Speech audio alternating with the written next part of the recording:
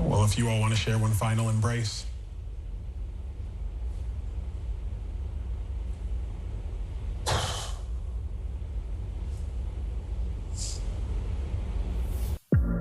We're breaking down the tough conversations and bombshell moments from Matt James's After the Final Rose. Hey guys, welcome back to another shared news from home. It finally happened. We are going to talk about the highly anticipated After the Final Rose special. But before we get started, if you're new here, be sure to subscribe to our channel and ring the bell so you don't miss out on any future videos.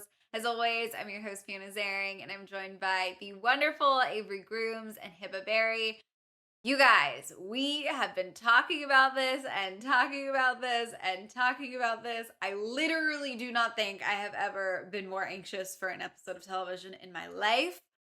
Let's just dive right in because there's obviously a lot to unpack. Emmanuel Acho wasted literally no time pointing out the elephant in the room. And of course, as expected, he really went there in his conversations with everyone.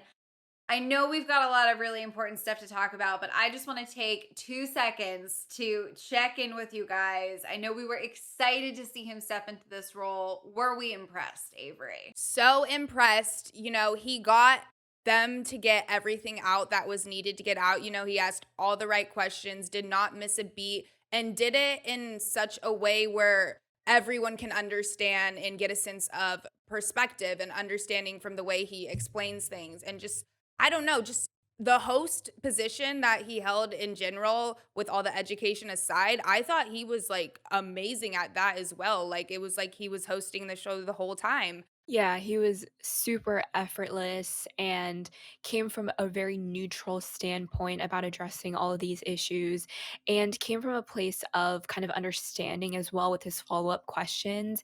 And he really looped in a lot of people as far as the information in case they didn't know what happened. He included everyone. He started from the beginning. He wanted everyone to know all the facts, all the context. And he's just such a well-spoken person. And he would make a great host. Permanent, we don't know yet, but he definitely killed it with his with today's show for After the Final Rose. And hopefully we get to see him more, covering or hosting more shows in the future, whether it's with Bachelor Nation or not. But he definitely did a great job today. Yeah, he absolutely, I think, met the expectations and they were certainly very high. There is a reason everyone was so thrilled with this announcement. Definitely something the franchise has gotten right lately. But we could gush about him all night. Let's start off, let's get into the conversation he had with Michelle because obviously a lot of people wanted justice for Michelle tonight. She was done dirty with that breakup with Matt. She revealed that she did not get closure, which I have to say, I was not surprised. That was felt very abrupt to me watching it play out in the finale. She was left hurt not only from the breakup, but some new information to us. She made it clear that Matt chose to not give her the 2 minutes she requested post breakup to get some closure. I asked if I could talk to Matt for 2 minutes, just for me to say my piece. But he refused to have that conversation with me. She basically, this was not a on camera moment. She wasn't trying to fight for him, but she just wanted, 2 minutes to hash some things out, get on the same page before she left Pennsylvania. When Matt joined the conversation, he did apologize for this. They walked off that stage, ended on a better note. What did you guys make of this reunion? Did you feel satisfied? Did you feel for Michelle? And honestly, were you surprised by Matt's actions? Because I kind of was. Avery, what did you think? I was surprised by the part where she said she tried to reach out to him to have 2 minutes to talk and he didn't. But I don't know how like the producers explained that to him. They could have worded it differently and maybe he did think she was just wanting to talk to him to beg for him back or something. And I understand why he wouldn't or why he would want to avoid that conversation. I think it was kind of just a miscommunication, but I'm really glad she got this closure at the end of the day because we saw how things ended and there was no closure, like you said, so abrupt. But it just watching this, I felt like saddened. I felt hurt. They both looked sad and hurt.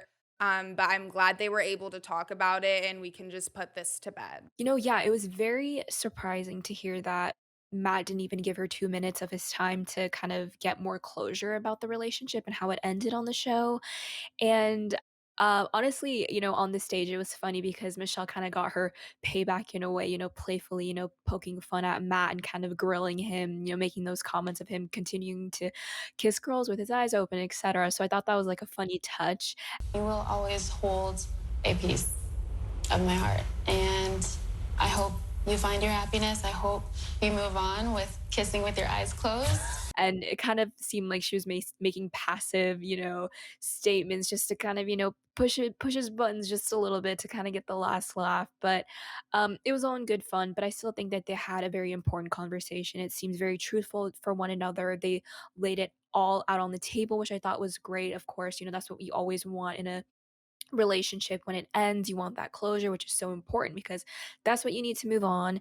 And Michelle, like, of course, handled it with grace as always. And Matt also, explained himself a little bit better with his actions, and maybe there was definitely miscommunication with what those 2 minutes and what the intention really was. So I think at the end of the day, they really kind of like squashed any type of miscommunication that happened, and it seemed like they really got the closure.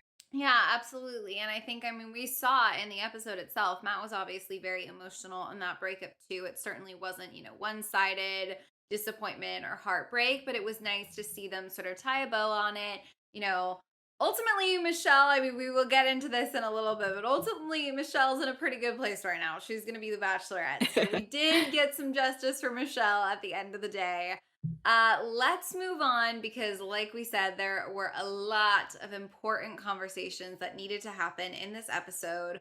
One of the most powerful conversations that will probably ever happen on a Bachelor stage happened between Matt and Emmanuel. Before even getting into the Rachel controversy, they discussed what it meant to Matt to be the first Black Bachelor.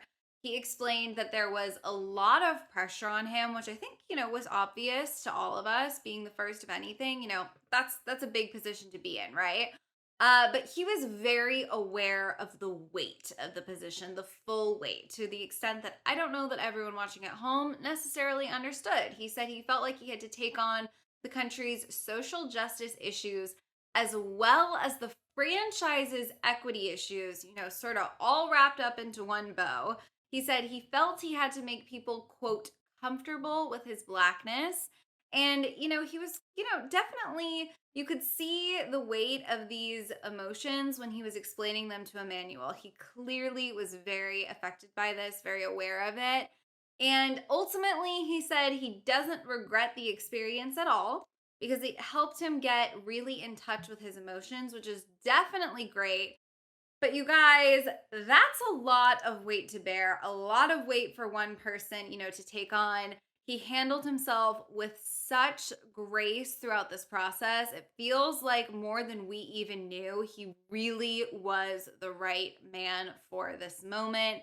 Avery, what did you make of, him sort of explaining all of this to Emmanuel? I think he's just showed how strong he really is, especially when he explained he was aware of the weight this carried. He knows why he was chosen to be the Bachelor. It was kind of following the BLM movement, and then we had Tayshia, and then we had Matt. He got chosen because he was Black, and they never had a Black Bachelor, and it was time for it.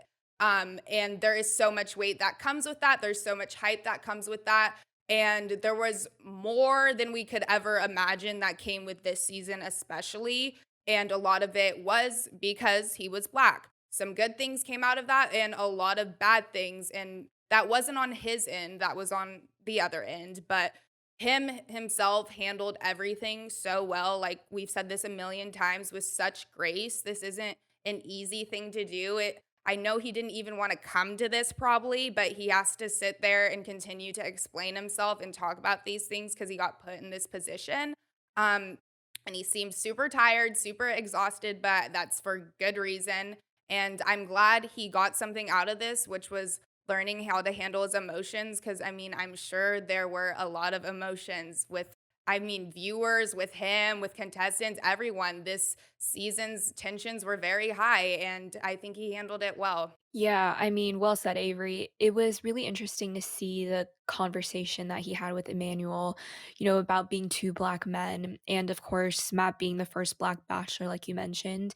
And we see the pressures that he faced even before his season started. I mean, being the first black bachelor, coming off after a bachelorette season, a very successful one where the relationship was ending in an engagement and they're still together till this day. So that put even more added pressure for him to get engaged at the end of his season, and just the added pressures of just being a black lead and having to talk a certain way, not to seem as a threat like he mentioned. And he had a lot of pressure to perform in a very professional and graceful way as a black lead.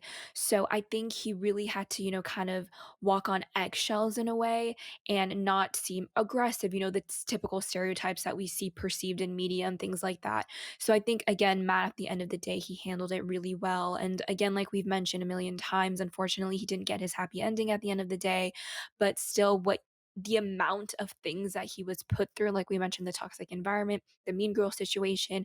We had new girls come in 2 weeks or 3 weeks in, I believe. And then we had Heather pop in. And then we have this controversy now. So this guy has been put through the ringer and he held himself so well.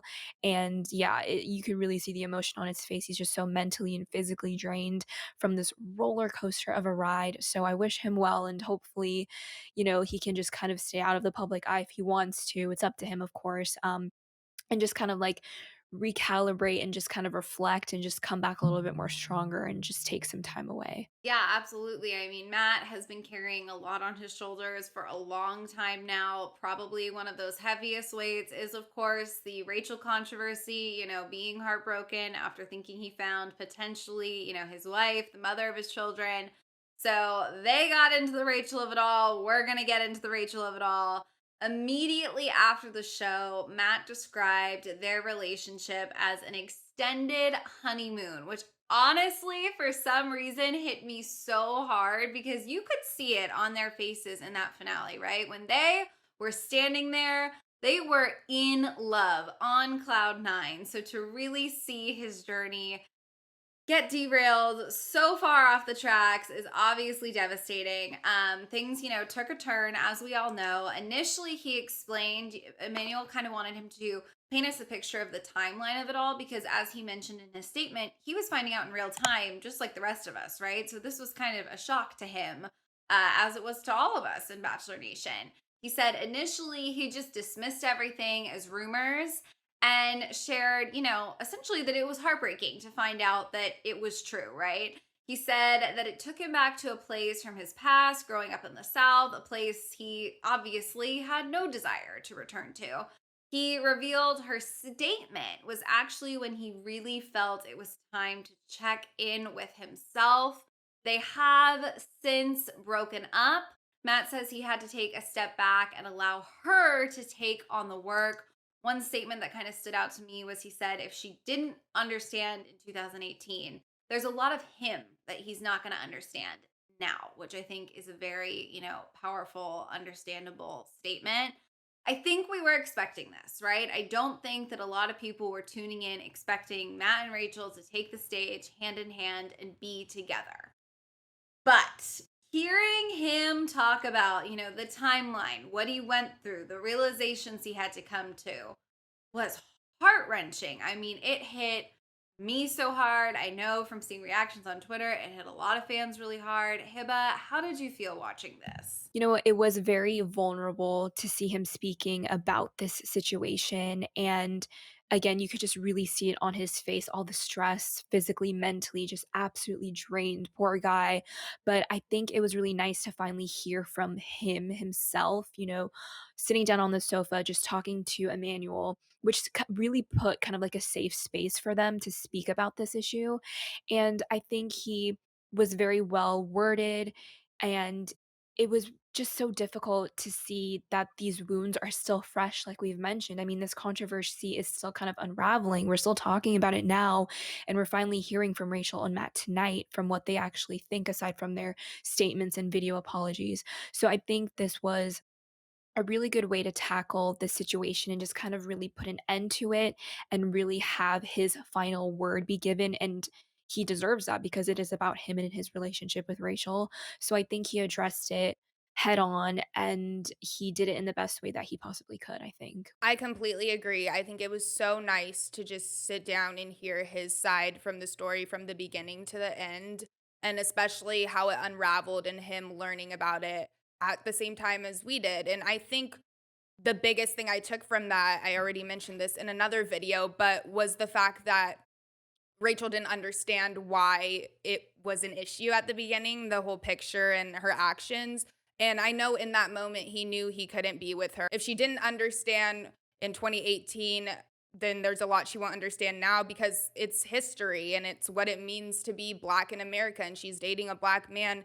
He's not going to sit down and educate her day to day on all this stuff. And it's sad because I'm sure he really loves her and wants to be with her deep down, but in the back of his mind, he can't do that because that's not his job. That's not going to be a fun relationship. And you can't be with a person who knows nothing about so many things that are to be considered in today's day as well.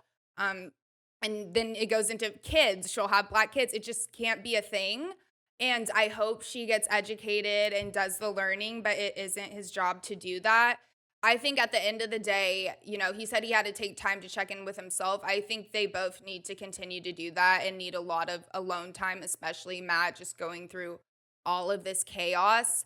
But it's just a sad situation, and I hope the best could come out of this, which is learning and understanding and educating so we could like avoid situations like this in the future. Because if people did their research and investigation prior to casting her, these problems may have been avoided or addressed sooner. Absolutely. I totally agree with you both. Before Rachel and Matt sat down together, she had her first interview, her first conversation about everything since this happened with Emmanuel. I think this was the moment a lot of us were on the edge of our seats for.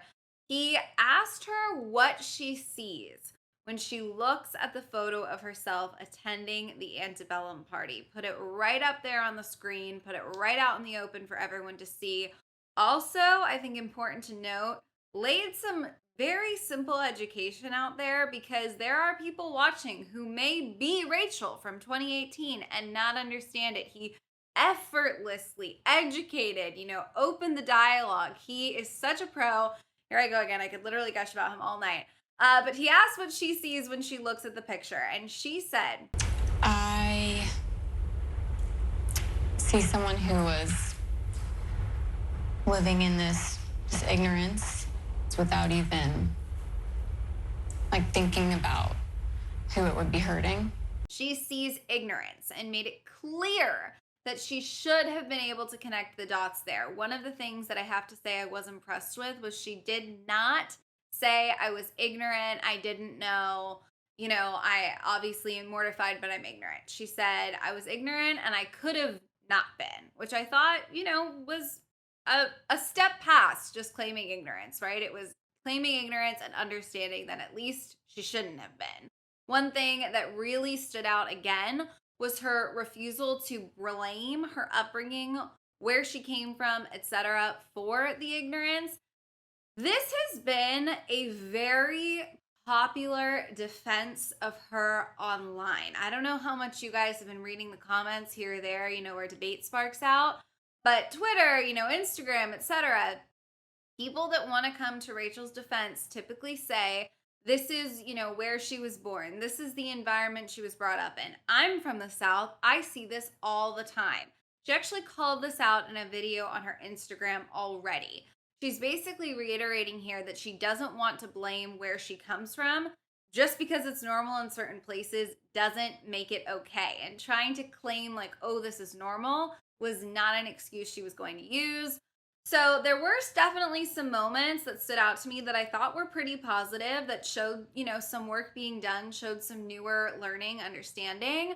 But overall, How do you guys think she handled herself? You know, were you impressed? Am I wrong here, right? Did you guys feel that same energy? Did she win you over at all in this conversation? Did her answers feel thoughtful and genuine? What did you think, Avery? I think she was in a really tough seat to be in, and this could have went horribly wrong, but I think she answered all the questions genuinely and very well. Especially just, not blaming it on the environment she grew up in or her upbringing or all these other external factors, and just taking accountability, and being honest, because that's all people want is honesty. Yes, what she did was wrong, and there's a lot of bad things that came with that, but at least she knows that and she owned up to it and she didn't make any excuses for herself. Right. She for sure owned up to her past mistakes and now realizes, why they were wrong and is trying to fix that. Like I've said in the past, she can apologize, she can say all these things, but she has to back it up with action. And I think that's when you actually learn is when you take the time to educate yourself. And she on her Instagram when she did her video apology, she gave out a lot of resources. So I hope she's still continuing that path and is educating herself, having conversations with people and uncomfortable conversations as well. And again, I think Emmanuel was a great person to have this conversation with and this sit down with. And again, I think she just really needs to take time to reflect on herself, to grow. She's still, I think, I believe she's 24. She has a lot of growing to do still. And I do think, where she is from plays a factor in the way that she is raised and the perceptions that she has on race, etc. But I don't think that's a justifiable answer. And I think there has to be a lot more growth and a lot more again reflection that she needs to do on her own. And again, Matt should not be responsible for that. He did not sign up for a relationship to be a teacher for her. So that's just something that she has to do on her own, and that's her journey. And I just hope that this is a really big learning lesson for her and also for other Americans out there that didn't see an issue with this. So again, good conversations are being started and hopefully they continue to happen as well. Yeah, absolutely. I mean, if there's one thing that this season prompted, it were some important, albeit uncomfortable conversations. But I think anyone who can take away any positive steps forward from this entire journey, that's a positive of this season. It's a positive byproduct of all of the controversy, of all of the drama. And that's a pretty good step, all things considered. One thing a lot of people, including us, wanted to understand was why. Why did she wait so long to release that statement, to say something? She said she wanted to take time to really understand why people were so hurt by this before speaking.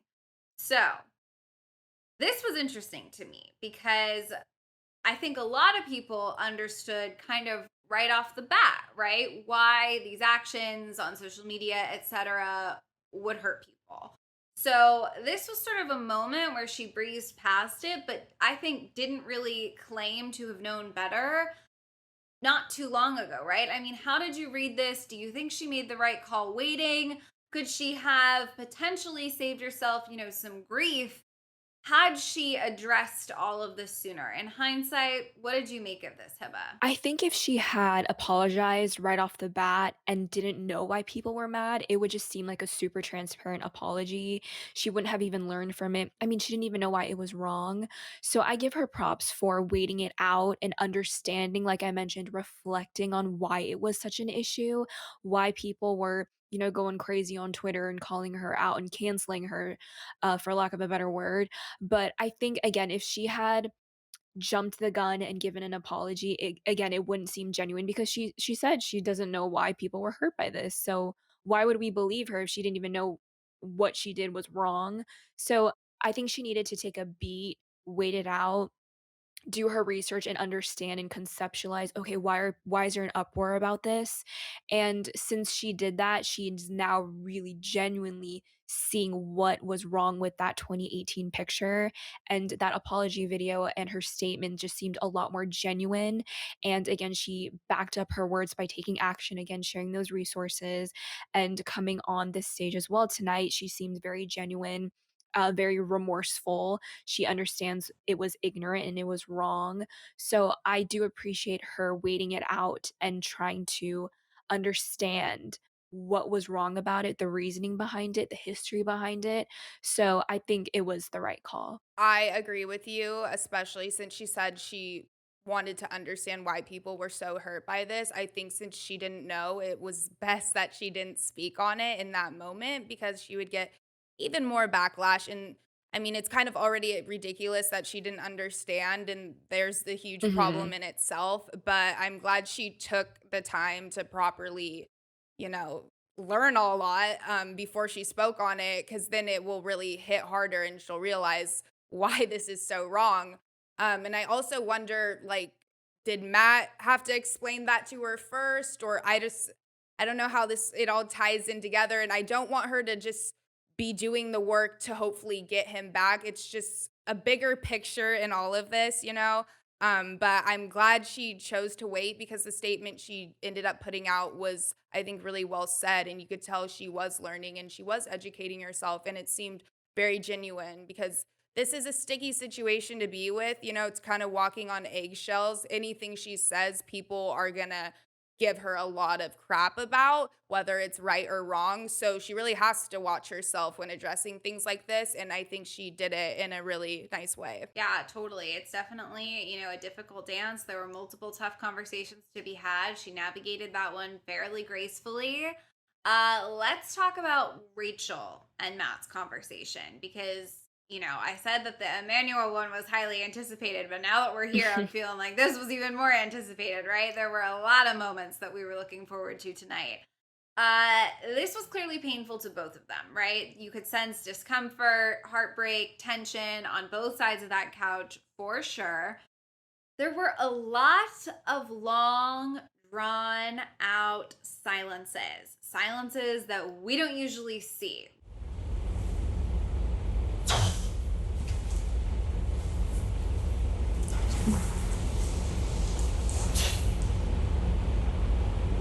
Right? They didn't edit this down. They let us sort of sit in the moment, let them play out in real time to, I think, paint a very clear picture for where things stand to everyone. Rachel kicked things off. She, first of all, apologized. She said she was sorry, and she explained that in hindsight, she recognizes that when Matt broke up with her, their relationship was very strong, that it must have been real, and that he must have been really, really hurting, to walk away from that, right? To give that up, to end things. She said that she's sorry she didn't understand initially how much pain he must have been in, and really expressed regrets for the fact that she caused some of that pain, some of that hurt. What did we make of this? Because this was sort of some of those new details about when, where, how, they split, how it played out, what it might have looked like. How did you interpret this, Avery? I think this was just a very difficult situation, especially the moment she probably explained to him that she didn't understand why there was something so wrong with this to the point where it would end their relationship. And I know in Matt's head, that was probably the moment where he knew the relationship was over because he's not going to sit here and educate her on history and all these topics and be in a relationship with someone who doesn't understand what it's like to be Black in America. And I just can't imagine what that's like because it's like they went through the honeymoon phase and then all of this happened. And she's probably thinking in her head, well, what do you mean? Why are we done over this one little thing? We were doing so well. And that's the big red flag here. And that's the ignorance as well. I'm not saying she's a racist, but she was racially ignorant. And if you have racially ignorant tendencies or if you're racially insensitive, you shouldn't be with a Black person or a person of color without knowing any of the history behind that or having any perspective or understanding. And that's literally like the Black man's nightmare. He saw her at an antebellum party after he just was at his Mm. honeymoon phase with her, and just all these things coming out. I feel like he was just sitting there so hurt, and you could see it on her too. But I feel like there was a lot of moments of silence because what else does he need to say on his part in terms of addressing these allegations and addressing the situation? He doesn't need to say anything about it. He said everything, and he's probably tired of it. It's just a sad, sticky situation to be with. But when all is said and done, I'm glad we got to see them clear the air and try to understand each other more or just hear their perspectives because I think Emmanuel asked all the right questions and really got the best out of it, but I feel for the both of them. And it's kind of like beating a dead horse at this point. I mean, just over and over again, having to kind of relive this relationship and the downfall of it too. And it just goes to show you that they were in that honeymoon phase, and this hurt Matt so much. He was willing to end that relationship. It was such a huge deal breaker for him. So, this was something that really bothered him and really impacted him and hurt him deeply. So it's just so heartbreaking to see it, not work out. And I think Matt made the best decision for him. I don't think he's gonna regret this. I hope he doesn't have any regrets over this, nor should he. I mean, it seems like he's happy and at peace with himself in a way. And even though their body language really, really said it all, the nonverbals that were exchanged as well, just the way that he was sitting, the zooming in on his hands, it really spoke so loudly than it ever would or could. So I think it really just shows us that Matt was ready to end this relationship right as soon as, that evidence surfaced, and it again, he was just dealt those cards, and it just really wasn't meant to be, but it was definitely a very powerful conversation that they had. Yeah, absolutely. And I think one of the things Matt, reiterated to Emmanuel, to Rachel, was that these next steps, this journey, the journey to understanding she needs to find, like, as much as they both talked about at the end, cancel culture, is not the goal here, right? They don't want people coming after her, but accountability is. And to give her credit, she is holding herself accountable. So there was an interesting dance here of, this is her path she needs to walk. And there's, Matt is someone who I believe is all about forgiveness. I think there was a lot of, again, the word we always use to describe him, grace, offered on that stage tonight. Even though he was so clearly exhausted, he handled himself, the conversation, his explanations of his emotions so well, all the way down to, the big question of the night, which was, where do things go from here? Matt made it clear that her journey, to do the work, as we said, is not one that he can be a part of. And as we've said, throughout this episode, other episodes talking about this, it's not his job, right? He didn't blatantly say that the door was closed. He said feelings don't disappear overnight. But listen, the vibe on that stage was not hopeful, right? He didn't say outright, absolutely not, no, done deal, can't even look at her, right? He wasn't harsh, he wasn't aggressive, but he didn't leave a lot of room for hope there, at least in my opinion, how I interpreted it watching it. Rachel, on the other hand, made it very clear that she still loves him. She, was asked what was, the last thing she would want to say to him potentially. And she also made it crystal clear that she was very, very thankful for their time together. I think one of the toughest moments of the night was when they passed on the opportunity to embrace for one final time, just more sort of rigid distance. Nobody even flinched to potentially embrace there. Well, if you all want to share one final embrace.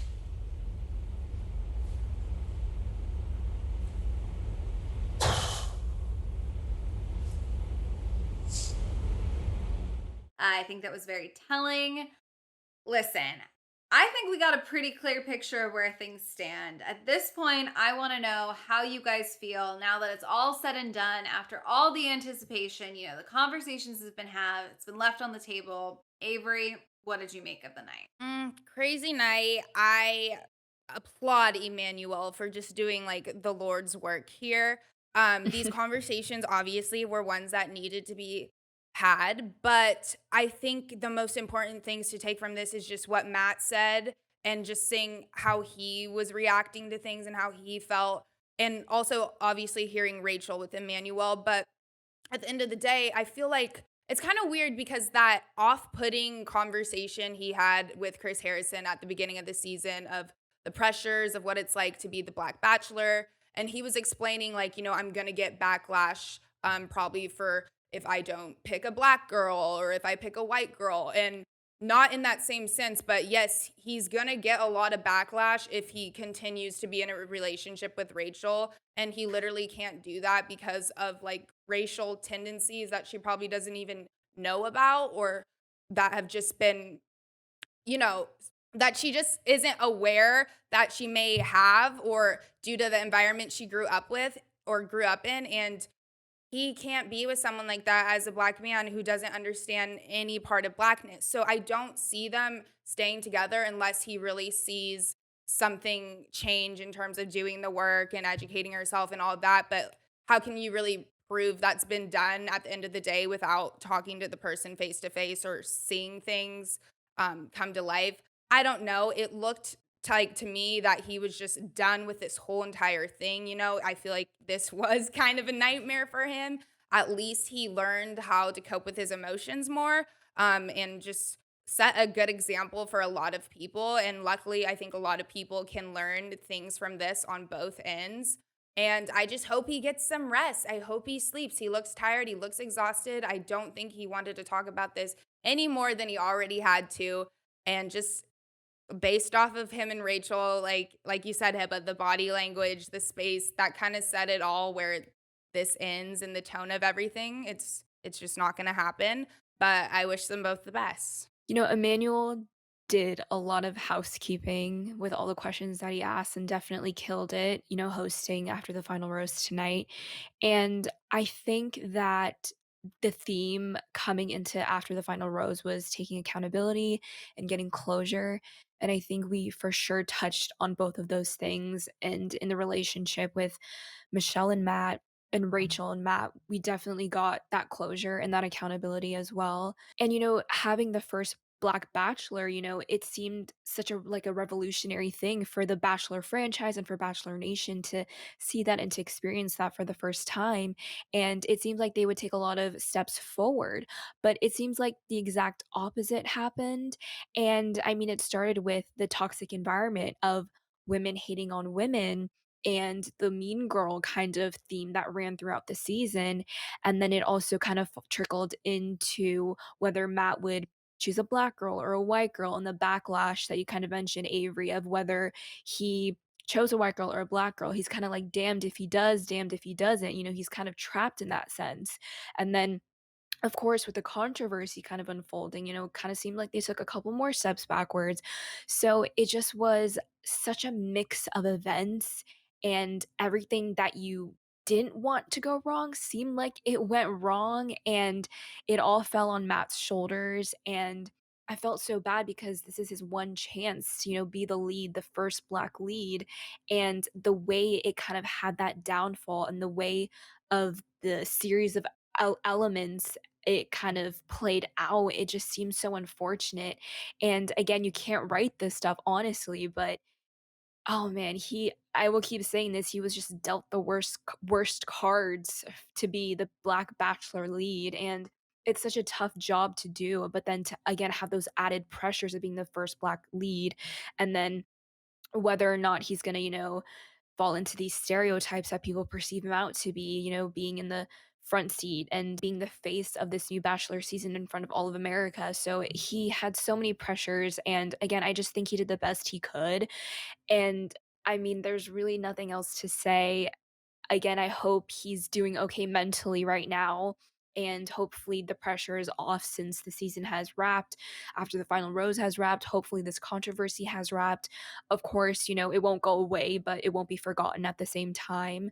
So I just hope they all do well and they just work on themselves in general and come out as better people. Yes, absolutely. It was a roller coaster ride, to say the least. I think Matt handled all the ups and downs. He's out on the other side now. All we can hope is that, he can find happiness. He was looking for love in this TV show at the end of the day. That is why all of this started. So hopefully he finds love. He finds everything he's looking for.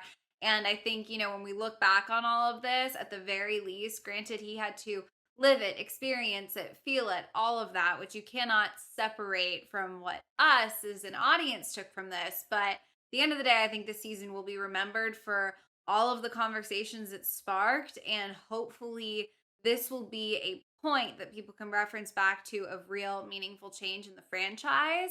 And, ultimately, I think that will be something, maybe one day when he's had some time to rest that he will at least be proud of, right? I mean, it'll be a huge positive impact if the franchise can really meet this moment and turn what, like you said, Hibbo, was sort of a few steps back into many steps forward. I don't know if I can pivot as gracefully as Emmanuel did. It was a very heavy night, very heavy conversations, but we did get literally in the last minute of the show some pretty big news. The official confirmation of 2 new Bachelorettes. Katie and Michelle are getting 2 separate seasons. Katie's up first. It's big news, you guys. We are unpacking all of that and what it might mean for the franchise in another video. So if you guys want to check that out, a link to it will be in the description because, of course, the conversations don't stop here. It's Bachelor Nation, you guys. We have so much to talk about, so much to unpack. On that note, we want to know, now that it's all been said and done, what do you guys make of After the Final Rose and the conversations that were had? Let us know down in the comments. And if you haven't already, be sure to subscribe to our channel and ring the bell because we will keep you updated on all things Bachelor Nation. As always, I'm your host, Fiona Zaring. I was joined by the lovely Avery Grooms and Hiba Berry. If you want to come say hi, our social handles are on the screen right now. Thank you guys so much for watching, and we will see you next time. Bye.